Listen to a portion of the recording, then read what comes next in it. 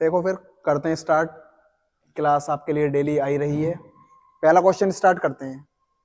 A house is visited by ghost. एक ऐसा घर जिसमें भूतों का बसेरा रहता। विजिटेड बाई घोस्ट का मतलब है भूतों का। वैसे तो खैर भूत प्रेत नाम की कोई चीज नहीं है, लेकिन अगर मान लिया बहुत लंबे समय से किसी घर में रहना सहना नहीं है लोगों का, तो देखो कैनल तो कुत्ते के रहने का स्थान होता। और ये ड्राई ड्राई फ्रूट्स वाला नहीं है, ये गिलहरी के रहने का स्थान है। जो गिलहरी रहती है, स्क्वायरल। स्टेबल की बात करूं तो ये हॉर्स के रहने का स्थान है, अस्तबल बोलते हैं। लेकिन हॉन्टेड एक ऐसा स्थान है जहां भूत प्रेतों का साया हो सकता है, और भूत प्रेतों के रहने का अगर कोई स्थान है तो वो हॉन्टेड है। आगे चलते हैं, बहुत छोटी सी वीडियो है, ज्यादा समय खराब करना नहीं है। क्वेश्चन दूसरा देखते हैं जरा क्या है। An instrument for measuring Heights. एक ऐसा यंत्र जो कि हाइट्स का मतलब है ऊंचाई। एक ऐसा यंत्र जो ऊंचाई मापने के काम आता है, इंस्ट्रूमेंट बोलते हैं यंत्र को। अब देखो, अगर मैं आपसे कहूं कहीं भी मीटर नाम का शब्द आ रहा है, मीटर मीटर मीटर, तो ये कोई ना कोई पैमाना है मापने का। देखो, हाइग्रोमीटर ये आर्द्रता मापने के लिए है, जिसे हम ह्यूमिडिटी बोलते हैं। ओस है, नमी है, आर्द्रता है, इसे मापने के लिए, ह्यूमिडिटी मापने के लिए आप हाइग्रोमीटर जाओगे।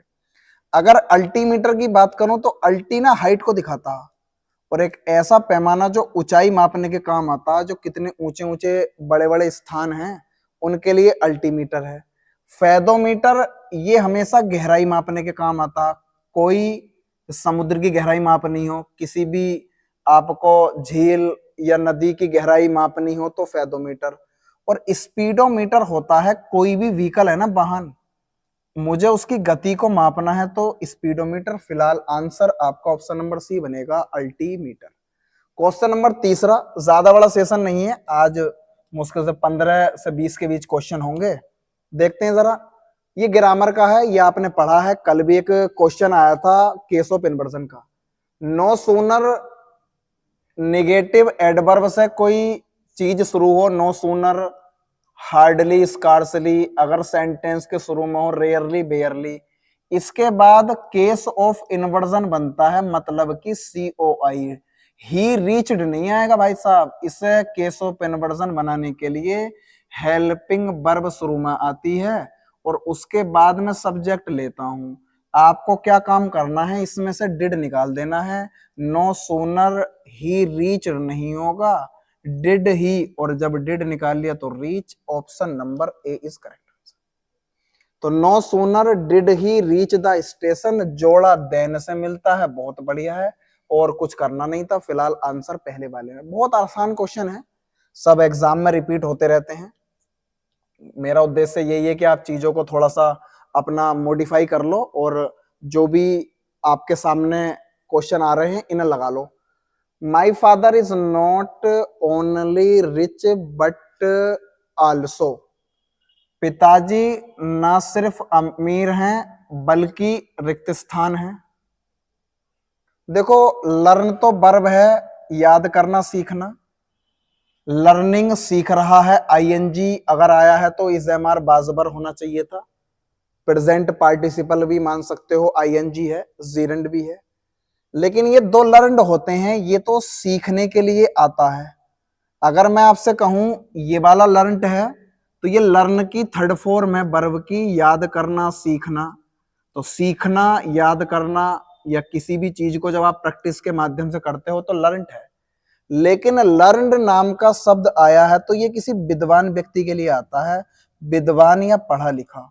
और पिताजी ना सिर्फ अमीर हैं बल्कि पढ़े लिखे भी हैं, विद्वान भी हैं। चौथे का आपने सी लगाया तो बढ़िया है, इसके अलावा आंसर नहीं आएगा। क्वेश्चन नंबर 5 की तरफ चलते हैं, इसे याद कर लेना। ये लर्नड बढ़िया शब्द है, सीखने के लिए आता है।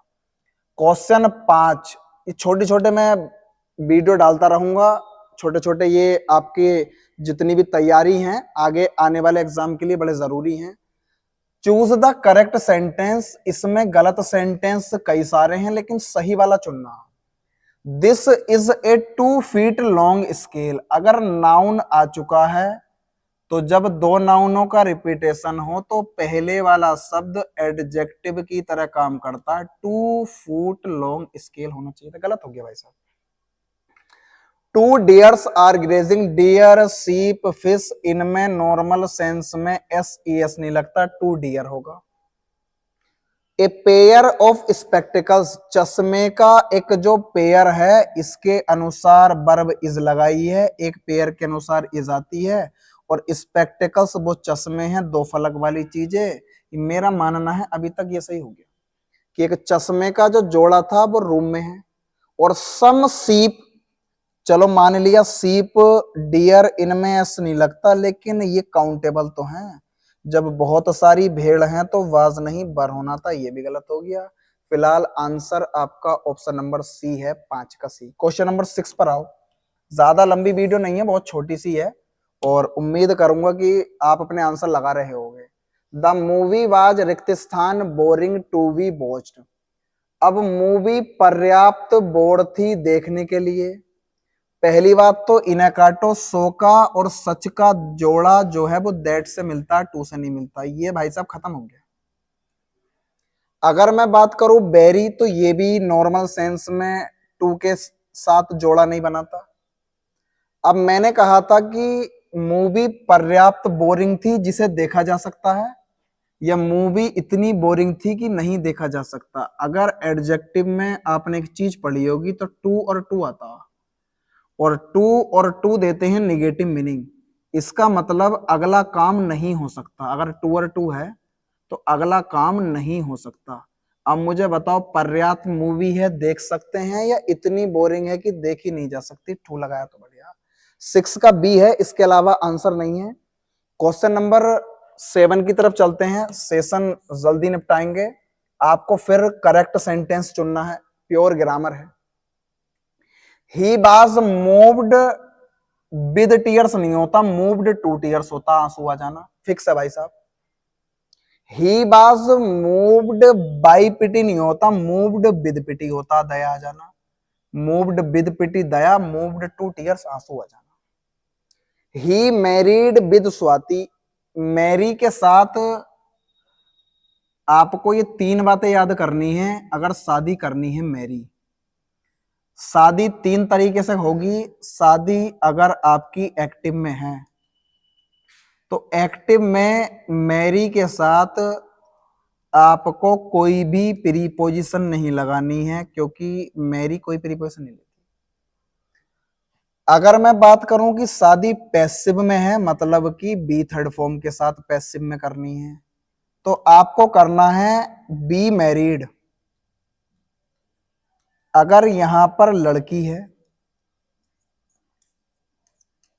और एक है बी मैरिड,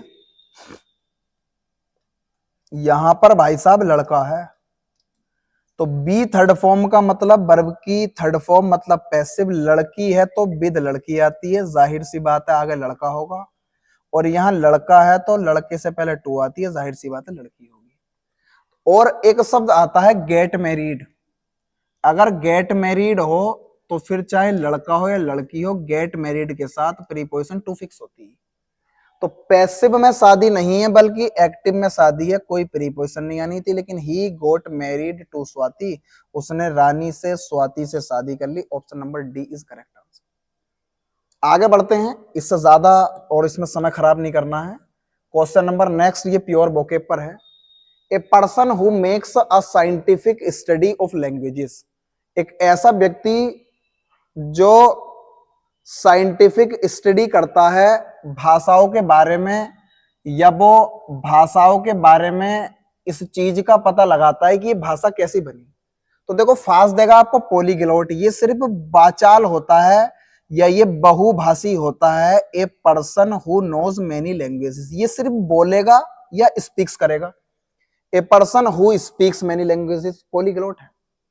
लेकिन लिंग्विस्ट वही व्यक्ति होता है जो भाषा का अध्ययन करता है, भाषा के बारे में स्टडी करेगा, और ऐसा व्यक्ति लिंग्विस्ट कहलाता है। जिसने ऑप्शन नंबर बी लगाया तो बढ़िया है। फेनेटिक एक ऐसा व्यक्ति है जो कट्टरपंथी रखता है और बड़ा ही अपने धर्म के प्रति ज्यादा गलत विश्वास से भरा रहता है, इस व्यक्ति को मैं फेनेटिक बोल दूंगा, जिसके अंदर अपने धर्म से रिलेटेड कट्टरपंथी हो और वो गलत विश्वासों से भरा हो।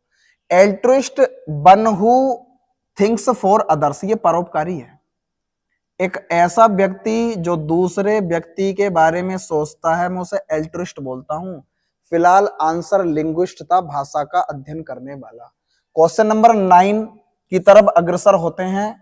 ये प्योर वोकेब पर रिलेटेड है। A place where dead bodies are buried, bury नाम की वर्ब होती है और इसका मतलब होता है दफन करना। तो दफनाने के लिए, दफन करने के लिए ब्यूरी नाम का शब्द आया। एक ऐसा स्थान जहां पर मृत शरीर को दफनाया जाता। तो देखो, मर्सिनरी तो ऐसे सैनिक हैं, soldier who fights for the sake of money, ये किराए के सैनिक हैं। ये किराए का सैनिक है, ऐसा सैनिक जो पैसे के लिए लड़ेगा, ये आपका मर्सिनरी है। ऑप्शन नंबर बी में सिमिट्री, देखो एक सिमिट्री कब्रिस्तान है, लेकिन एस वाला सिमिट्री एक जैसा होता, सिमिलर। लेकिन अगर ये वाला सिमिट्री होता CEMETERY, ये सिमिट्री है, तो ये कब्रिस्तान होता और कब्रिस्तान में ही मृत जो शरीर है उसे दफनाया जाता, आंसर आ जाता। लेकिन एक शब्द आया ग्रेवयार्ड, ग्रेव कब्र को बोलते हैं, ऐसी कब्र जो यार्ड में दफनाई जाती है, कब्रिस्तान।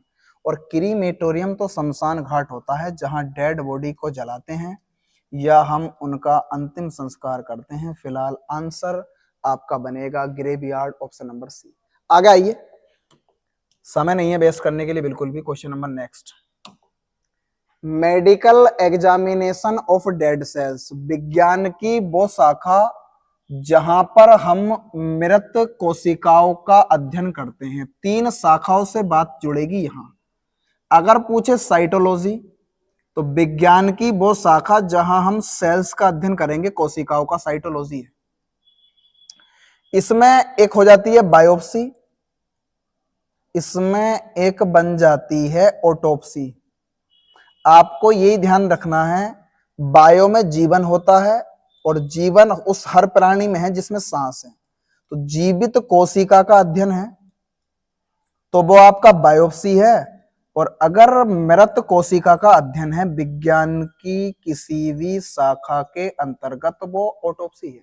मैंने डेड सेल्स पूछा था तो ऑटोप्सी आंसर बनेगा, ऑप्शन नंबर डी। मैं कहूं साइटोलॉजी, ये तो कोशिका का अध्ययन है, खाली सेल्स होता।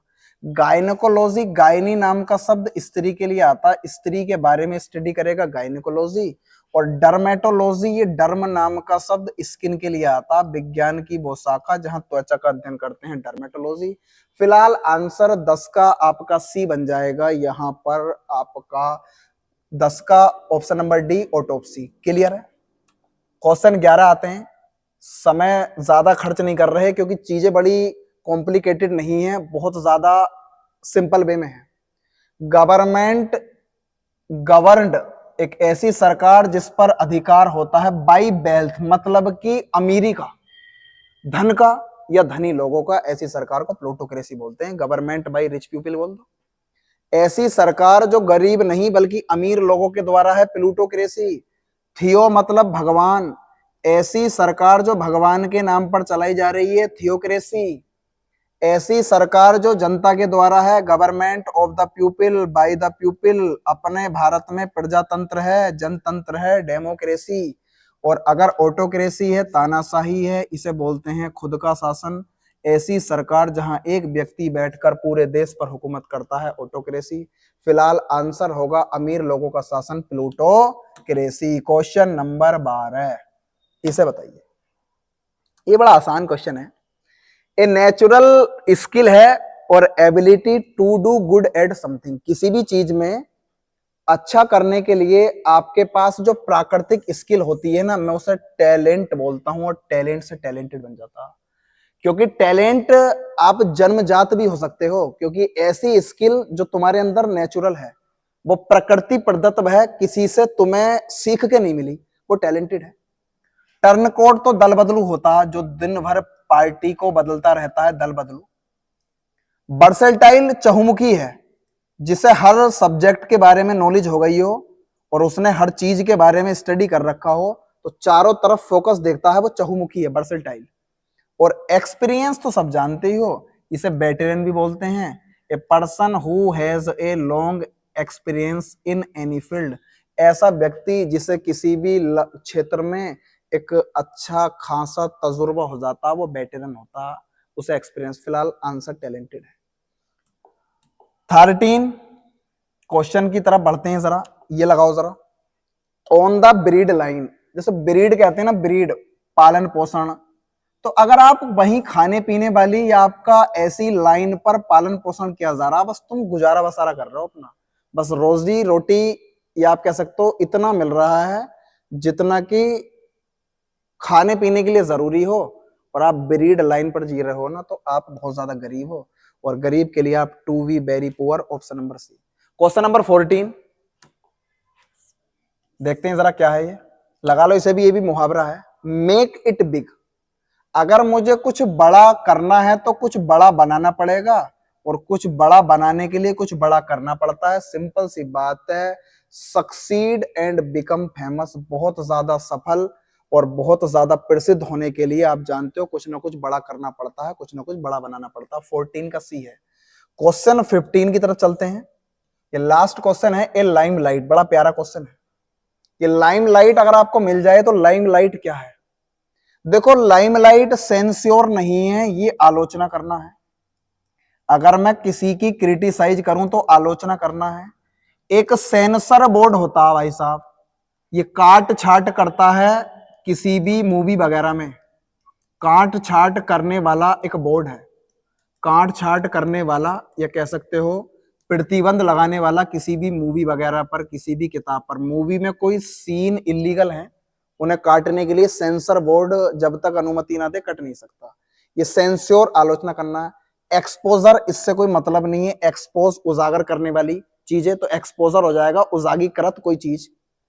अगर मैं कहूं कमीजर, तो कमीजर से कोई मतलब नहीं है फिलहाल यहां, लेकिन अगर मैं कहूं द सेंटर ऑफ अट्रैक्शन, जिसे आप साइनोस्योर बोल सकते हो, और ये साइनोस्योर वही होता है जिसे लाइमलाइट बोलता हूं। एक साइनोक्योर भी होता, अगर साइनोक्योर है तो ये होता है little work but high salary, एक ऐसी सैलरी या ऐसी जॉब जहां कहते हैं ना, ए लिटिल वर्क, काम तो थोड़ा बहुत है, a little work, a job where is a little work but high salary, लेकिन वहां पर बहुत बड़ी सैलरी आपको दी जाती है और काम कम वेतन ज्यादा, ऐसी नौकरी को मैं आराम या चैन की नौकरी बोलता हूं, तो उसे मैं साइनोक्योर बोलता हूं। फिलहाल पूरा जो क्वेश्चन था ग्रामर से रिलेटेड भी थे, कुछ वोकेब से भी थे। लास्ट क्वेश्चन ये था कि लाइमलाइट किसे बोलता हूं, तो लाइमलाइट बोलता हूं सेंटर ऑफ अट्रैक्शन। आप सेंटर ऑफ और अट्रैक्शन, ध्यान आकर्षण का केंद्र, साइनोस्योर को वन वर्ड में बोल सकते हो, लेकिन एक शब्द आता है साइनोक्योर, ये आराम की चैन की नौकरी होती है, a little work but high salary. फिलहाल यहाँ answer the centre of attraction of. फिलहाल कोशिश यही रहेगी कि डेली आपको ये क्वेश्चन कराते रहें, और उम्मीद करूंगा कि आप इन क्वेश्चनों से और ज्यादा सीखोगे, चीजों को और बेहतर करने का मौका मिलेगा। नेक्स्ट क्लास कल आएगी, फिलहाल ठीक है।